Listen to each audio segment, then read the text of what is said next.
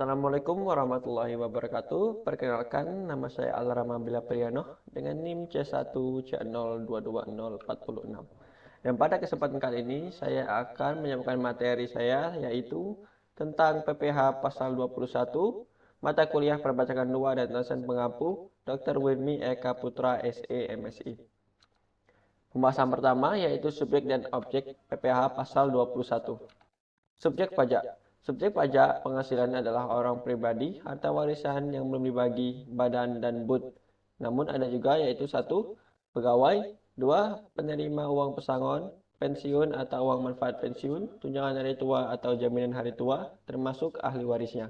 3. Bukan pegawai yang menerima atau memperoleh penghasilan sehubungan dengan pemberian jasa, meliputi tenaga ahli yang melakukan pekerjaan bebas, pemain musik, olahragawan, penasihat, pengarang, agen iklan, pengawas, atau pengelola proyek pembawa pesanan, petugas dinas luar asuransi, distributor, perusahaan multilevel marketing.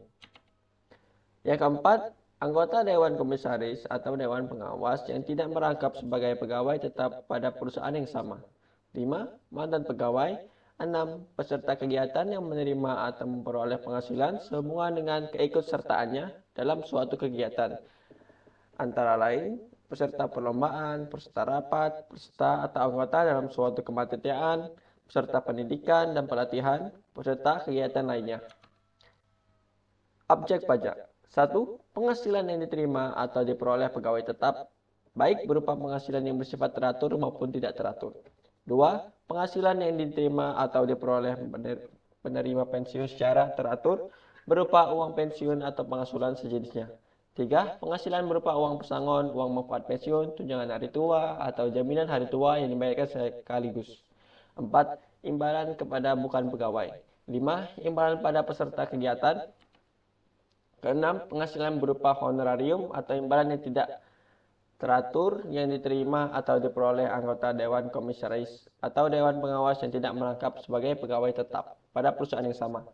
Yang ketujuh, penghasilan berupa jasa produksi, tantiem, gratifikasi, bonus, atau imbalan lain yang bersifat tidak teratur yang diterima atau diperoleh mantan pegawai atau penghasilan berupa penarikan dana pensiun oleh peserta program pensiun yang masih berstatus sebagai pegawai.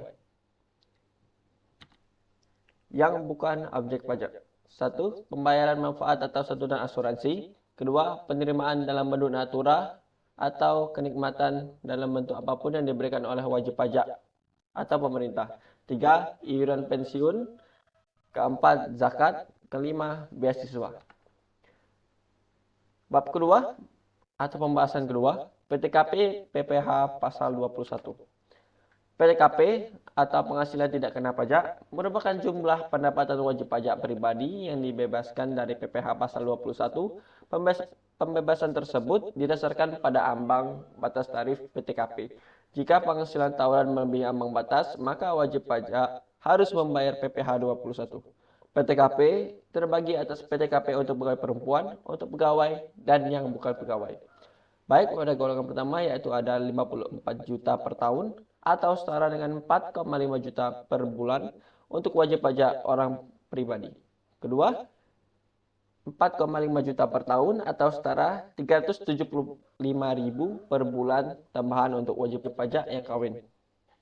Yang ketiga, 4,5 juta per tahun atau setara 375.000 per bulan tambahan untuk setiap anggota keluarga saudara.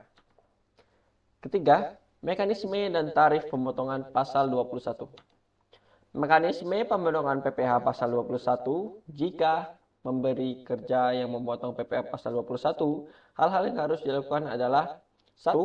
Melakukan pemotongan PPH pasal 21 sesuai dengan ketentuan tarif PPH yang berlaku. Kedua, membuat bukti potong PPH pasal 21 melalui aplikasi SPT PPH pasal 21. Ketiga, melakukan penyetoran PPH pasal 21 yang telah dipotong tersebut, melakukan kode billing dengan kode MAP dan kode jenis setoran 41121-100. 4. Menyampaikan laporan SPT masa PPH 21 secara daring melalui saluran e-filing Direktorat Jenderal Pajak di laman pajak.go.id atau penyedia jasa aplikasi perpajakan PJAP. Mekanisme pemotongan PPh pasal 21. Jika orang pribadi menerima penghasilan dari pemberi kerja yang bertindak sebagai pemotong PPh pasal 21, maka perlu melakukan hal-hal sebagai berikut. 1. Meminta dan menemukan bukti pemotongan PPh pasal 21 atas penghasilan yang diterima dan dipotong PPh pasal 21 secara berkala. 2. Apabila berstatus sebagai pegawai tetap dan menerima pensiun yang PPh pasal 21-nya dipotong oleh pemberi kerja maupun dana pensiun, maka berhak menerima bukti pemotongan setiap awal tahun. 3. Apabila berstatus sebagai penerima honorarium bukan pegawai dan peserta kegiatan yang penghasilannya dipotong PPh pasal 21 oleh pemberi penghasilan, maka berhak menerima bukti pemotongan PPh pasal 21 setelah penghasilan dibayarkan. 4. Apabila menerima penghasilan dari pemberi kerja namun PPh pasal 21-nya tidak dipotong, maka penghasilan tersebut wajib diperhitungkan dan dilakukan melalui SPT tahunan PPh orang pribadi serta membayar kekurangan pajaknya menggunakan kode billing sebagai berikut. Tarif pemotongan PPh pasal 21. Tarif pemotongan PPh pasal 21. Tarif pajak adalah dasar pengenaan pajak terhadap objek pajak yang menjadi tanggungannya. Tarif pajak biasanya berupa persentase. Dasar pengenaan pajak adalah nilai berupa uang yang dijadikan untuk menghitung pajak yang terutang. Berikut adalah perubahan tarif dan bracket pajak penghasilan orang pribadi agar lebih mencerminkan keadilan. 4. Kewajiban pemotong PPh pasal 21. Kewajiban memotong PPh pasal 21. Kewajiban pemotongan yang dilakukan oleh bendahara pemerintah. 1. Wajib mendaftar diri ke KKPP. 2. Wajib menghitung, memotong, menyetorkan, dan melaporkan PPh pasal 21. Ketiga, PPh pasal 21 yang dipotong wajib disetor ke kantor pos atau bank paling lama 10 hari setelah masa pajak berakhir. Keempat, memotong wajib lapor sekalipun nihil paling lama 20 hari setelah masa pajak berakhir. Keenam, wajib membuat catatan atau kertas kerja perhitungan PPh pasal 21 untuk setiap masa pajak.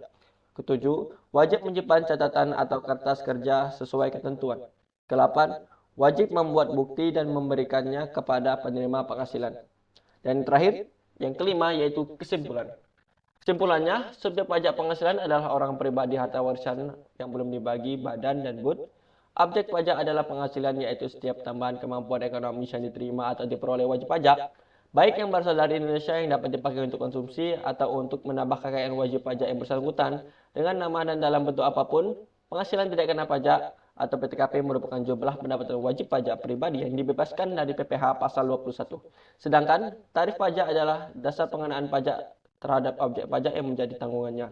Tarif pajak biasanya berupa persentase. Melakukan pemotongan PPh pasal 21 sesuai dengan ketentuan tarif PPh yang berlaku.